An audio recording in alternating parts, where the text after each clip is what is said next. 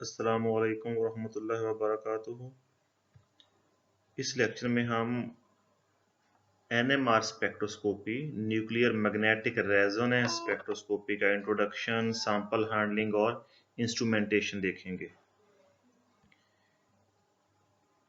NMR spectroscopy एक बहुत wide subject है, पूरी बुक्स लिखी गई हैं इस पे। तो ये बहुत मुश्किल है कि एक आधे घंटे के लेक्चर में जो है इसको कंसाइज करना या समराइज करना, या दो लेक्चर्स में आधे आधे घंटे के, एक घंटे के लेक्चर में कंसाइज करना, लेकिन फिर भी हम ट्राई करते हैं। एनएमआर स्पेक्ट्रोस्कोपी ये करती क्या है? जिस तरह बाकी सारी स्पेक्ट्रोस्कोपिक टेक्निक्स स्ट्रक्चर डिटरमन करती हैं, तो इसका भी बेसिक जो फंक्शन है वो स्ट्रक्चर डिटरमन करना ही है। कार्बन हाइड्रोजन फ्रेमवर्क, उसमें कार्बन कितनी हैं और जो है किस टाइप की हैं, और हाइड्रोजन जो है उनकी टाइप्स क्या हैं, और जो है उनका एनवायरनमेंट या उनकी सराउंडिंग में दूसरे कितने हाइड्रोजन हैं। एनएमआर स्पेक्ट्रोस्कोपी को भी बाकी स्पेक्ट्रोस्कोपी के साथ, बाकी स्पेक्ट्रोस्कोपिक टेक्निक्स के साथ जोड़ के या उनके साथ स्टडी करके किसी स्ट्रक्चर, किसी ऑर्गेनिक मॉलिक्यूल का स्ट्रक्चर जो है वो बताया जाता है। इसमें मैग्नेटिक प्रॉपर्टीज ऑफ न्यूक्लियाई जो हैं उनका कंसर्न होता है, उसको स्टडी करते हैं, उसको देखते हैं। जो कि स्पिन करते हैं, न्यूक्लियस भी स्पिन करते हैं। जिस तरह इलेक्ट्रॉन स्पिन कर रहे होते हैं उस तरह न्यूक्लियस भी स्पिन कर रहे होते हैं। न्यूक्लियाई हो स्पिन क्वांटम नंबर आई है, ये is 0, do not spin at all. हम देखते हैं आगे। तो एनएमआर स्पेक्ट्रोस्कोपी का कंसर्न है, it measures the energy required to cause transition of spinning nuclei. जो न्यूक्लियर स्पिन कर रहा है उसमें ट्रांजिशन लाई जाती है from low energy spin state to high energy spin state. जैसा कि यूवी में भी, आईआर में भी ट्रांजिशन होती है। यूवी में इलेक्ट्रॉनिक ट्रांजिशन होती है, आईआर में वाइब्रेशनल ट्रांजिशन होती है, इसमें न्यूक्लियाई, स्पिनिंग न्यूक्लियाई की ट्रांजिशन होती है। In an applied magnetic field by using radio waves. ये तीन चार चीजें इसमें हैं कि न्यूक्लियर जो स्पिन कर रहा होगा उस पर मैग्नेटिक फील्ड अप्लाई करेंगे, उसके बाद रेडियो वेव्स अप्लाई करेंगे तो वो लो एनर्जी से हाई एनर्जी में चला जाएगा। तो जो एनर्जी रिक्वायर्ड होगी उसी को हम मेजर करेंगे, कैलकुलेट करेंगे। वेवलेंथ रेंज जो रेडियो वेव्स की है 1 मिलीमीटर टू 100 किलोमीटर तक होती है, या इससे भी समटाइम ज़्यादा होती है। इसको कन्वेंशनल यूनिट्स में देखें तो 0.04 inches to 62 mile, sorry. And इसकी एनर्जी जो है वो कम होती है, और ये जो फ्रीक्वेंसी लिखी हुई है 300 gigahertz to 3 kilohertz in frequency. इसकी जो एनर्जी यहाँ पे नहीं लिखी वो नैनो इलेक्ट्रॉन वोल्ट्स में और पॉइंट्स जूल्स में होती है। Sensitivity of NMR signal of nucleus depends on its magnetic moment mu. Spin quantum number. The value of spin quantum number is related to atomic number and mass number. Mass number जो है older term है, latest जो है इसे atomic mass कहते हैं। अगर atomic number और atomic mass even हो तो spin quantum number 0 होगा। ऐसे न्यूक्लियाई जो है NMR स्पेक्ट्रोस्कोपी में हेल्पफुल नहीं होंगे क्योंकि ये स्पिन नहीं कर रहे। अगर एटॉमिक नंबर ऑड हो, एटॉमिक मैस इवन हो तो इंटीजर्स होता है 1 1 और 1 इसमें लिखा हुआ है हमने। और अगर एटॉमिक नंबर जो है इवन और ऑड हो लेकिन एटॉमिक मैस जो है वो ऑड हो तो हाफ इंटीजर्स हैं। इस तरह प्रोटियम जो है उसका 1/2 है, बोरोन 11 का 1/2 है, C13 का 1/2 है, सॉरी ये बोरोन 11 का 3/2 होना चाहिए था, और नाइट्रोजन 15 का 1/2, ऑक्सीजन 17 का 5/2। स्पिन क्वांटम नंबर जो है ये एक्सपेरिमेंटली फाइंड किए जाते हैं। एक लंबा चौड़ा टॉपिक है।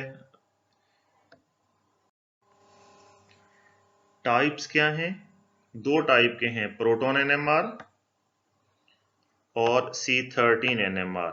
ऑर्गेनिक मॉलिक्यूल्स में यूजली जो है ये दो मेजर टाइप्स हैं। इसके अलावा फास्फोरस और नाइट्रोजन के लिए भी NMR होते हैं, लेकिन ये दो मेजर टाइप हैं क्योंकि प्रोटॉन और कार्बन ही जो है मेजर जो है चेन का उसका बैकग्राउंड कह लें, उसके जो है बैकबोन चेन कह लें, वो बनाते हैं। प्रोटॉन NMR H1 लिखा। Proton NMR is used to determine the type and number of protons. Magnetic moment जो है प्रोटॉन का वो रिलेटिवली हाई है क्योंकि इसकी नेचुरल अबंडेंस जो है वो हाई है, और इसलिए इसका सिग्नल जो है वो इजीली डिटेक्ट कर सकते हैं और कम टाइम लगता है स्कैन करने में, स्पेक्ट्रल लेने में। और C13 NMR जो है वो कार्बन एटम्स को एक मॉलिक्यूल में जो है उसको डिटरमाइन करेंगे। टाइप बेसिकली उसकी मैग्नेटिक मोमेंट जो है इसका बहुत कम है, और उसके अलावा इसकी नेचुरल अबंडेंस भी कम है। दोनों चीजें कम है, इसलिए इसका सिग्नल जो है वो वीक होता है, लेस सेंसिटिव होता है और इजीली डिटेक्ट नहीं हो सकता। इसके लिए सेंसिटिव इंस्ट्रूमेंट चाहिए और टाइम भी ज्यादा चाहिए होता है, नंबर ऑफ स्कैन ज्यादा चाहिए होते हैं। याद रखिएगा प्रोटॉन NMR जो है एक ही NMR पे हम प्रोटॉन भी कर सकते हैं और C13 भी कर सकते हैं, और लेकिन उन दोनों के ग्राफ जो हैं, स्पेक्ट्रा जो हैं वो अलग अलग आते हैं। न्यूक्लियर स्पिन, न्यूक्लियर मैग्नेट जो है a nucleus with an odd atomic number और an odd atomic odd mass number has a nuclear spin, जो भी हम देख चुके हैं। इस तरह के हैं प्रोटियम C13, F जो है 19, फास्फोरस 31। ये जो स्पिनिंग न्यूक्लियस हैं ये एक मैग्नेटिक फील्ड प्रोड्यूस करते हैं। जैसा कि हम सबको पता है जब भी चार्ज जो है वो स्पिन करता है, मूव करता है, तो एक करंट प्रोड्यूस होता है, और जब करंट प्रोड्यूस होता है तो उसके इर्द गिर्द एक मैग्नेटिक फील्ड प्रोड्यूस होता है।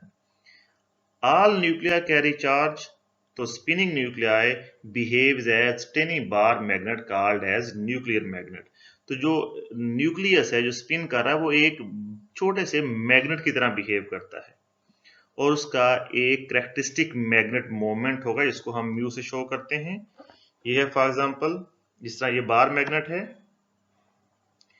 ये बी जो है, ये जो एरो दिखाया गया है, ये for example applied magnetic field है बी, तो ये अपने आप को एक खास डायरेक्शन में अलाइन कर लेता है। आप सबको पता है कि हम जो है जब अगर एक मैग्नेट हैंग किया जाए तो वो हमेशा जो है नॉर्थ साउथ में जो है वो अपने आप को अलाइन करेगा।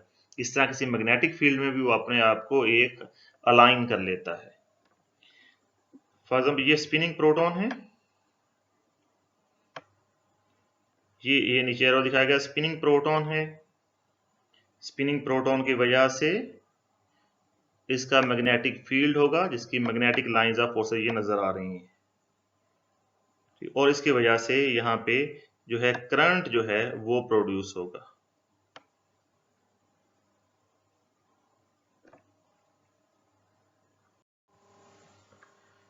एक्सटर्नल मैग्नेटिक फील्ड, और जब एक्सटर्नल मैग्नेटिक फील्ड अप्लाई करते हैं स्पिनिंग प्रोटॉन्स जो हैं वो बार मैग्नेट की तरह बिहेव करते हैं। ये फॉर एग्जांपल हमारा न्यूक्लियाई है, ये वाला, ये एक मैग्नेटिक फील्ड में रखा हुआ है इसे हमने। एक जो है ये वाला जो मैग्नेटिक फील्ड जब अप्लाई करते हैं जब हम इस पे, तो ये मैग्नेटिक फील्ड की डायरेक्शन में अपने आप को अलाइन कर लेता है। यही ये जो ये मैग्नेट है इसकी डायरेक्शन ये है अप्लाइड मैग्नेटिक फील्ड की, तो मैग्नेट भी इसी डायरेक्शन में अपने आप को अलाइन करेगा। ये स्टेबल होगा और लो एनर्जी होगी। अगर मैग्नेट जो है, अब सबको पता है कि नॉर्थ और नॉर्थ पोल आमने सामने हो और साउथ पोल आमने सामने हो, एक उस तरफ हो, तो उनकी एनर्जी जो हाई होती है और वो लेस स्टेबल होते हैं। तो दो ही पॉसिबिलिटीज हैं कि हमारा जो न्यूक्लियाई है, न्यूक्लियस है, वो मैग्नेटिक फील्ड के अलोंग, जो कि वो न्यूक्लियस खुद ही एक बार मैग्नेट की तरह है, वो न्यूक्लियस के अलोंग अपने आप को अरेंज कर ले, या न्यूक्लियस जो अप्लाइड मैग्नेटिक फील्ड के अलोंग अपने आप को अरेंज कर ले, या उसके अपोजिट जो है अरेंज कर। वो तो मैग्नेट था। अब हम जो है स्पिन स्टेट्स देखते हैं। अल्फा और बीटा दो स्पिन स्टेट्स हैं। हाइड्रोजन की बात करते हैं, प्रोटॉन एनएमआर की बात करते हैं, उसमें दो स्पिन स्टेट्स हैं, अल्फा और बीटा। यहां से हमें नजर आ जाएगा फॉर एग्जांपल स्पिनिंग प्रोटॉन, ये प्रोटॉन है, एक स्पिन कर रहा है। जब कोई मैग्नेटिक फील्ड नहीं अप्लाई करते, कोई मॉलिक्यूल में जो है लाखों करोड़ों मॉलिक्यूल हैं, एक हम जो सैंपल लेते हैं, जब उसमें लाखों करोड़ों मॉलिक्यूल्स हैं तो उसमें लाखों करोड़ों जो हैं वो प्रोटॉन्स हैं। उनकी कोई डायरेक्शन नहीं, वो रैंडमली जो है वो स्पिन कर रहे हैं। फिर क्या करते हैं, दूसरा स्टेप क्या है, जिस सैंपल को एनालाइज करना उसको मैग्नेट फील्ड में रखते हैं। ये अप्लाइड मैग्नेटिक फील्ड है, तो उसमें से ज्यादातर ये वाले, ये और ये मैग्नेटिक फील्ड की डायरेक्शन में अपने आप को अरेंज कर लेंगे।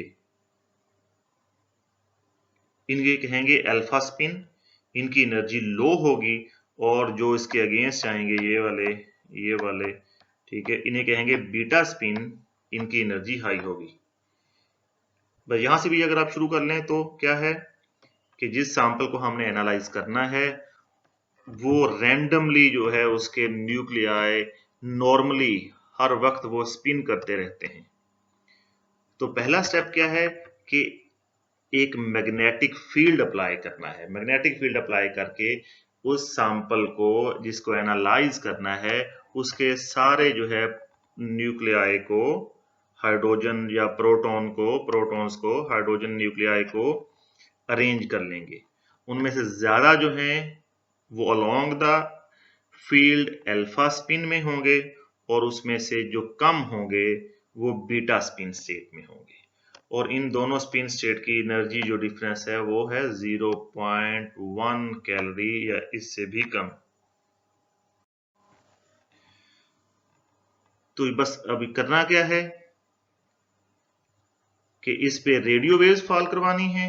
रेडियो वेव्स फॉल करवाएंगे तो क्या होगा, अल्फा स्पिन स्टेट से न्यूक्लियाई जो है वो बीटा स्पिन स्टेट में चले जाएंगे, कुछ जो एक्सेस होंगे, और ये जो एनर्जी जो है अब्जॉर्ब होगी, रेडियो फ्रीक्वेंसी जो अब्जॉर्ब होगी, ये एनर्जी जो है वो डिटरमिन कर ली जाएगी। ये सारा प्रोसेस है एनएमआर स्पेक्ट्रोस्कोपी का। In the magnetic field, there are now two energy states. Lower energy state in the nucleus is aligned in the same direction, and a high energy state in which nucleus is aligned against a applied magnetic field. When an external energy source electromagnetic radiations की बात कर रहे हैं, that matches the energy difference between these two states. For example एक nucleus की बात भी करें ना, तो एक न्यूक्लियस ने भी अल्फा से बीटा में जाना हो तो कम से कम एनर्जी तो उसके पास वो रेडियो फ्रीक्वेंसी से लेगा तभी जाएगा ना, वही एनर्जी जो है वो अब्जॉर्ब हो जाएगी और वही जो है वो मेजर कर ली जाएगी। जो एनर्जी अब्जॉर्ब करेंगे, energy is absorb causing the nucleus to spin flip, अपनी स्पिन जो है वो फ्लिपिंग हो जाएगी, चेंज कर लेंगे और अल्फा से बीटा में। Spin flipping, the transition of a nucleus from low energy to high energy state induced by the absorption of electromagnetic radiation, कौन सी, radio waves of appropriate frequency from radio wave region। एक reason है पूरे का पूरा, जितना अभी हमने बात की कि 1 mm से 1000 किलोमीटर तक, 100 किलोमीटर तक जाते हैं, तो उसमें से जो है वो कुछ एनर्जी जो है अप्रोप्रिएट फ्रीक्वेंसी जो रेजोनेंस में आएगी वो अब्सॉर्ब कर लेगा। It is termed as spin flipping. The energy difference between these two nuclear spin states corresponds to the low frequency region of electromagnetic radiation. Delta E जो difference of energy है और magnetic strength, magnet strength कौन सी है, जो हम magnetic field apply करते हैं। Energy difference is proportional to the magnetic field strength. जो हम मैग्नेट अप्लाई करेंगे वो एनर्जी डिफरेंस जो है वो काज करेगा। एक एग्जांपल है, समटाइम पूछा जा सकता है, 14,092 गॉस जो है ये मैग्नेटिक फील्ड की स्ट्रेंथ है। A 60 megahertz photon is required to flip a proton. Applied magnetic field and radio waves, दो चीजें हैं हमने अभी पढ़ी इसमें। जिस सैंपल को एनालाइज करना है उसे पहले मैग्नेटिक फील्ड में रखेंगे और उस पर रेडियो वेव्स फॉल करवाएंगे। टू वेरिएबल्स, जो दो ही वेरिएबल अभी हैं, अप्लाइड मैग्नेटिक फील्ड और स्ट्रेंथ, जिसकी स्ट्रेंथ जो है वो टेस्ला में मेजर की जाती है। टेस्ला जो है मैग्नेटिक फील्ड की स्ट्रेंथ मेजर करने के लिए का यूनिट है। And the frequency of radiation use for resonance. Resonance यही है कि दो जो है डिफरेंट एनर्जी मैच कर जाए या फ्रीक्वेंसी मैच कर जाए तो वो रेजोनेंस में चीज़ें आ जाती हैं। और फ्रीक्वेंसी जो है वो हर्ट्स में, मेगा हर्ट्स में मेजर करते हैं, या मेगा हर्ट्स में मेजर करते हैं। 1 mega hertz is equal to 10⁻6 hertz. ये है जी फॉर एग्जांपल लो एनर्जी, ये मैग्नेटिक फील्ड अप्लाइड है, ठीक है, ये डिफरेंस ऑफ एनर्जी है। रेडियो फ्रीक्वेंसी अप्लाई करेंगे तो ये स्पिन फ्लिप करके जो है अल्फा से बीटा में चला जाएगा, हाई एनर्जी स्टेट में चला जाएगा। A nucleus is in resonance when it absorbs the radio frequency and spin flips to high energy. बार बार इस पे फोकस कर रहे हैं। The frequency needed for resonance, जो फ्रीक्वेंसी रेजोनेंस जो अब्सॉर्ब करेगा, and the applied magnetic field strength are proportionally related. Frequency is directly proportional to B naught. For example कम strength का फील्ड अप्लाई करेंगे तो एनर्जी डिफरेंस कम होगा, ज्यादा का करेंगे तो एनर्जी डिफरेंस जो है वो ज्यादा हो जाएगा, ज्यादा फील्ड अप्लाई करेंगे तो ज्यादा मैग्नेटिक फील्ड स्ट्रेंथ होगी, एनर्जी डिफरेंस ज्यादा होगा तो सेंसिटिविटी भी ज्यादा होगी। क्योंकि अगर बहुत कम है, फॉर एग्जांपल एनर्जी डिफरेंस बहुत कम है, तो ट्रांजिशन इजी होगी ना, बहुत कोई इतना जरूरी नहीं है कि वो बहुत अब्सॉर्ब करे, तो वो थोड़ी सी एनर्जी अब्सॉर्ब करके जा सकेगा, वापस आ सकेगा, स्पिन फ्लिपिंग बहुत इजीली हो जाएगी। जब एनर्जी डिफरेंस बहुत ज्यादा होगा तो स्पिन फ्लिपिंग जो है इतना इजी नहीं होगी, तो जो एनर्जी अब्सॉर्ब्ड है उसको मेजर करना आसान होगा। The stronger the magnetic field, the larger the energy difference between two nuclear spin states and higher the frequency needed for resonance. NMR spectrometer जो हैं उन्हें हम कहते हैं 60 मेगाहर्ट्ज इंस्ट्रूमेंट है, 100 है, 300, 500 मेगाहर्ट्ज इंस्ट्रूमेंट्स हैं। ये डिपेंड करता है frequency of radio frequency, radio waves की जो फ्रीक्वेंसी होती है। The spectrometer use very powerful magnets. दूसरा जो काम है वो मैग्नेट का है, वो पावरफुल मैग्नेट यूज करेंगे तो small but measurable energy difference होगा between the two possible spin states. यही एनर्जी डिफरेंस ही तो हमने कैलकुलेट करना है। ये एनर्जी डिफरेंस हर न्यूक्लियस के लिए अलग अलग होगा। क्यों? क्योंकि न्यूक्लियस का, ये हम नेक्स्ट लेक्चर में देखेंगे कि हर प्रोटॉन जो है उसके इर्द गिर्द जो है वो डिफरेंट प्रोटॉन्स होंगे। फॉर एग्जांपल अगर वो सेकेंडरी है तो उसके इर्द गिर्द डिफरेंट प्रोटॉन, अगर वो मिथाइल है तो CH3 होगा, उसके इर्द गिर्द जो है वो डिफरेंट प्रोटॉन होंगे उसके साथ वाले एटम पे लगे हुए। और अगर वो CH2 है तो उसी कार्बन के साथ एक प्रोटॉन है, उसके साथ दूसरा प्रोटॉन होगा। प्रोटॉन्स की तादाद पे डिपेंड करते हैं, और प्रोटॉन्स का एनवायरनमेंट डिफरेंट हो जाएगा तो वो डिफरेंट रीजन में अब्सॉर्ब करेंगे, तो उससे हमें आइडिया हो जाएगा कि कौन सा प्रोटॉन जो है वो किस रीजन में अब्सॉर्ब कर रहा है और क्यों कर रहा है। इसकी डिटेल जो है हम नेक्स्ट लेक्चर में देखेंगे। Precession and precessional frequency, precession frequency को लार्मोर फ्रीक्वेंसी भी कहते हैं, याद रखिएंगे। अप्लाइड मैग्नेटिक फील्ड जो है वो मैग्नेटिक एक्सिस के अलोंग होता है, और न्यूक्लियस जो है उसके पैरेलल या एंटी पैरेलल होता है, अलोंग द फील्ड या अगेंस्ट द फील्ड। जो जब न्यूक्लियस जो है वो स्पिन कर रहा है, जो इसका इफेक्ट क्या होगा, जब अप्लाइड मैग्नेटिक फील्ड अप्लाई करते हैं तो न्यूक्लियस जो है यहाँ पे स्पिन बिल्कुल इस तरह, जो स्पिन करने की बजाय, इस तरह स्पिन करने की बजाय वो स्पिन भी करता रहता है और इस तरह रोटेट भी करता रहता है। जिस तरह अगर आपने लाटू देखा हो कभी, जो है टॉप जिसे कहते हैं या गायरोस्कोप कहते हैं, जब वो गिरने लगता है ना तो वो साथ साथ स्पिन करने के साथ साथ झूमता भी है, ठीक है, जिस तरह ये दिखाया गया है इस फिगर में। तो जब मैग्नेटिक फील्ड अप्लाई करते हैं तो जो है यहाँ पे स्पिन तो करता है, तो उसके अलावा जो है ये हमारा जो है वो इस तरह रोटेट भी करता है। ये जो फ्रीक्वेंसी है, ये जो मोशन है, इसे कहते हैं प्रिसीजन गायरोस्कोपिक लट्टू की तरह का मोशन जो है, ये जो है हम लिखा हुआ है draw out a circle perpendicular to the applied magnetic field. ये मैग्नेटिक फील्ड अप्लाई है, इसके 9 परपेंडिकुलर जो है एक सर्कल जो है वो बना लेगा। इस मोशन को प्रिसीजन कहते हैं और फ्रीक्वेंसी जो है वो प्रिसीजनल फ्रीक्वेंसी होगी। तो न्यूक्लियर मैग्नेटिक रेजोनेंस की ये डेफिनेशन है, it is the measurement of the energy required to cause transition of a spinning nuclei from lower energy spin state to the high energy spin state in an applied magnetic. अब दो modes हैं spin flipping induce करने के, दो ही हमने भी पढ़े हैं फैक्टर्स, एक अप्लाइड मैग्नेटिक फील्ड, दूसरा फ्रीक्वेंसी ऑफ रेडियो वेव्स। दोनों में से एक को चेंज कर सकते हैं, एक को कांस्टेंट रखते हैं, दूसरे को चेंज कर लेते हैं। पहला है फ्रीक्वेंसी स्वीप मोड, इसमें ये फ्रीक्वेंसी को चेंज करते हैं, मैग्नेटिक फील्ड की स्ट्रेंथ को कांस्टेंट रखते हैं और फ्रीक्वेंसी ऑफ रेडियो वेव्स को चेंज करते हैं।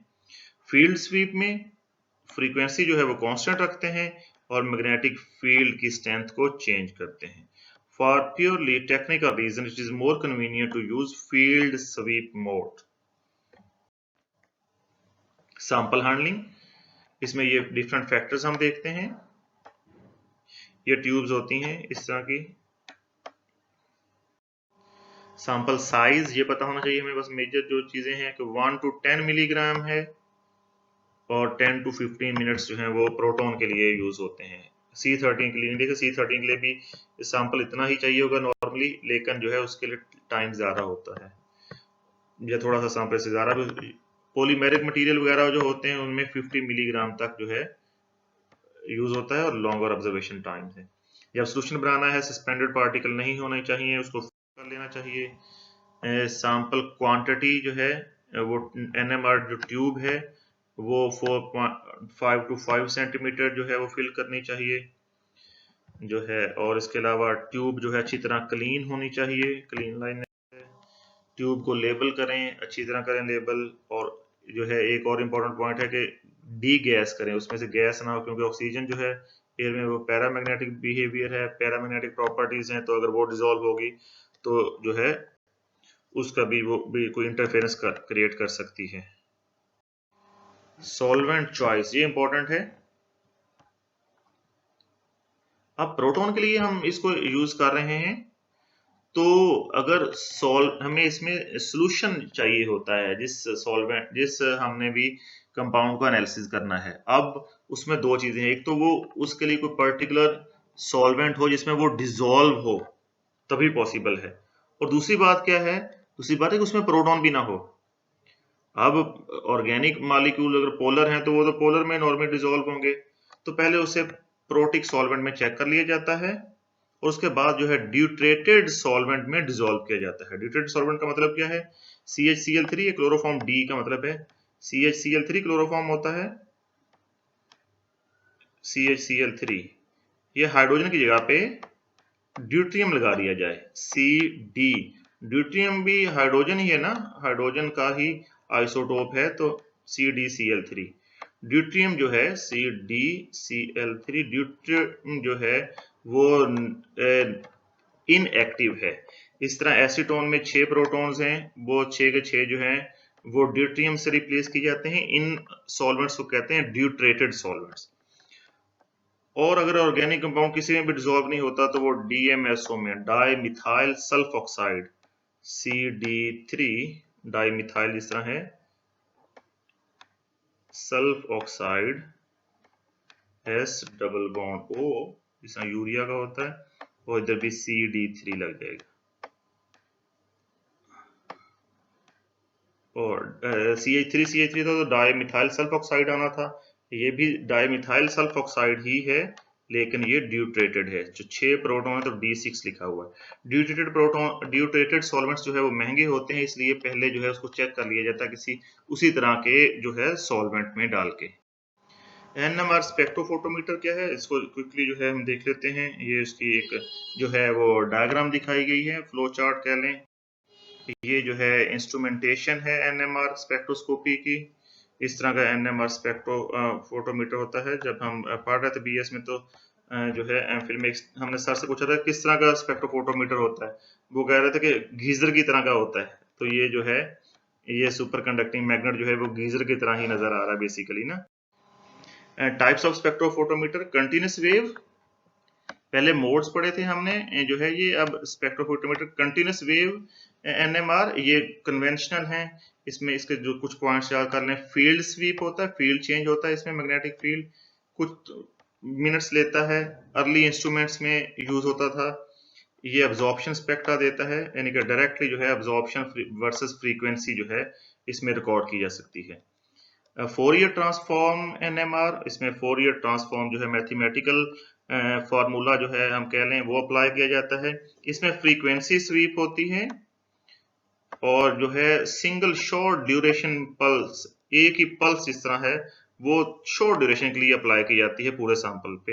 इस तरह पहले जो है हमने FTIR में भी देखा है कि एक ही वक्त में सारी जो है उस पर रेंज फॉल करवाई जाती है, उसमें से जो रिक्वायर्ड है वो अब्जॉर्ब हो जाएगी। तो absorption spectra, signal is recorded, digitalised and stored in a computer in an अरे ऑफ नंबर, और उसके बाद फोरियर ट्रांसफॉर्म अप्लाई करते हैं तो स्पेक्ट्रम को कंटिन्यूस वेव जो इस तरह हमें स्पेक्ट्रम मिलता है उस तरह में चेंज कर देता है। एनर्जी जो है इसमें एमिटेड जो है वो रिलैक्सिंग न्यूक्लियाई, जब न्यूक्लियाई रिलैक्स होते हैं, एक्साइटेड से वापस आते हैं तो जो एनर्जी रिलीज करते हैं तो वो इसमें एनर्जी जो है वो मेजर की जाती है। तो ये एमिशन स्पेक्ट्रा देता है। मेन कंपोनेंट्स ये हैं। ये इसमें भी क्वेश्चन कोई पूछा जा सकता है। परमानेंट मैग्नेट, तीन तरह के मैग्नेट होते हैं, electromagnet, permanent magnet, cheap to use, easy, इसमें फ्लेक्सिबिलिटी नहीं होती, इलेक्ट्रोमैग्नेट करंट गुजारेंगे तो मैग्नेट प्रोड्यूस होगा, और सुपर कंडक्टिंग मैग्नेट जो हैं ये सेंसिटिव टू टेम्परेचर चेंज होते हैं। सुपर कंडक्टिंग मैग्नेट स्टेबल होते हैं, कॉम्पैक्ट हैं, हायर रेजोल्यूशन है, achieve magnetic field that is much greater than other types of magnets. Magnetic field ज्यादा होगा तो डेफिनेट बात है हम कह रहे हैं सेंसिटिविटी भी ज्यादा होगी। NMR स्पेक्ट्रोफोटोमीटर जो है above 100 megahertz are based on helium cooled 4K, इसे क्रायोजेंस भी कहते हैं। क्रायोजन बहुत ज्यादा कूल करना, क्रायोजेनिक मीडिया, क्रायोजेंस जो है इस पे एक आध जो है लाइन और होनी चाहिए थी, तो मैं देख लेता हूँ ऐड करके। क्रायोजेंस में जो है बहुत ज्यादा कूल करना, हीलियम या जो कोई और ऐसे हैं जो कि सुपर कूल्ड लिक्विड्स जो हैं कह सकते हैं हम, उनमें जो है वो यूज किए जाते हैं। ये इनमें से पूछा जा सकता है कुछ। दूसरा फील्ड स्वीप जनरेटर क्या होंगे। जिस सैंपल को हमने एनालाइज करना है, एक दफा रिपीट कर लेते हैं, उसका हम सोल्यूशन बना के हम सैंपल ट्यूब में रखेंगे। ये सैंपल ट्यूब है। फिर क्या होगा, मैग्नेटिक फील्ड अप्लाई करेंगे। The applied magnetic field can be varied, magnetic field जो अप्लाई है करता है वो स्वीप कॉइल्स, जो कॉइल्स हैं उसकी उसको यूज करके वेरी किया जा सकता है। और बाय वेरिंग द करंट, अगर वो होगा इलेक्ट्रोमैग्नेटिक होगा तो मैग्नेटिक फील्ड को चेंज किया जा सकता है। इस मैग्नेटिक फील्ड में हम अपना सैंपल रखेंगे। ट्यूब जो है बोरोसिलिकेट ग्लास की होती हैं, 15 सेंटीमीटर लॉन्ग और 5 मिलीमीटर डायमीटर होता है। ये पोल्स ऑफ मैग्नेट के अंदर रखते हैं। ये स्पिन होती हैं ताकि जो है वो होमोजीनियसली जो है हमारा स्पेक्ट्रा आए। इसकी जो रेट है वो 30 हर्ट्ज है। ये दो काम हो गए, सैंपल रखा, मैग्नेटिक फील्ड अप्लाई किया, उसने अपने आप को अलाइन कर लिया लो एनर्जी और हाई एनर्जी पे। उसके बाद क्या करेंगे, उसके बाद रेडियो फ्रीक्वेंसी जो है वो ट्रांसमिट करेंगे, उस पर फॉल करवाएंगे। Provides radiation of controlled frequency through the coil, जो सैंपल ट्यूब्स के इर्द गिर्द होगी, रेडिएशन जो है वो अप्लाई की जाती है सैंपल पे in a direction perpendicular to magnetic field. क्या होगा, उस रेडियो फ्रीक्वेंसी में से कुछ जो है वो अब्जॉर्ब हो जाएंगी, बाकी जो है वो ट्रांसमिट हो जाएंगी। तो जैसा अभी हमने पढ़ा, ये हम अब्जॉर्प्शन स्पेक्ट्रा लेते हैं या एमिशन स्पेक्ट्रा लेते हैं।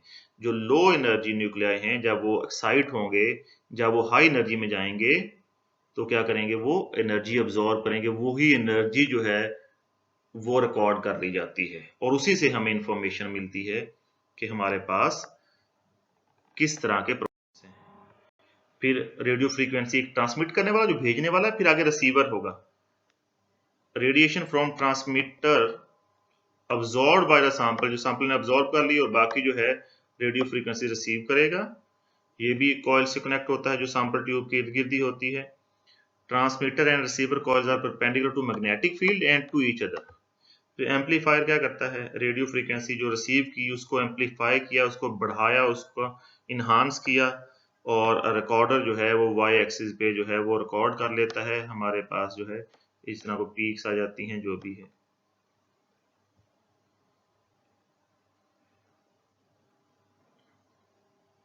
इज यूज टू ड्राइव लिखा हुआ है, ये थोड़ा सही करने वाला है। इंटीग्रेटर आगे हम डिटेल में देखेंगे नेक्स्ट लेक्चर में। कुछ इंस्ट्रूमेंट्स में ऑटोमेटिक इंटीग्रेटर होते हैं। इंटीग्रेटर बताते हैं कि एरिया अंडर द सिग्नल, उस सिग्नल ने कितना एरिया कवर किया हुआ। अगर दो सिग्नल्स ने एक जैसा एरिया कवर किया हुआ है उसका मतलब है उन में नंबर ऑफ प्रोटॉन्स वो सेम है। अगर दो जो है सिग्नल्स ने एक जैसा एरिया कवर किया हुआ है तो उसका मतलब है उसमें हाइड्रोजन्स की तादाद, नंबर ऑफ प्रोटॉन्स की तादाद जो है वो सेम है। And that's all about introduction, sample handling and instrumentation of NMR spectroscopy. Thank you.